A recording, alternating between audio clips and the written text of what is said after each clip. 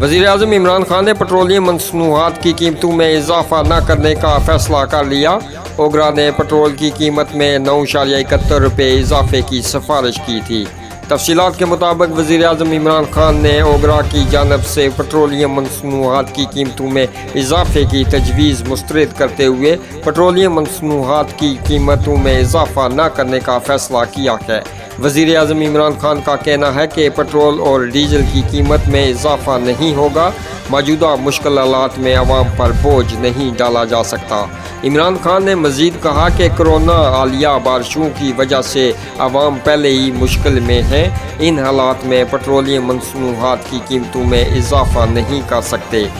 ज़राए का कहना है कि ओगरा ने पेट्रोल की कीमत में 9.71 रुपये इजाफे और हाई स्पीड डीजल की कीमत में 9.50 रुपये इजाफे की सिफारिश की थी।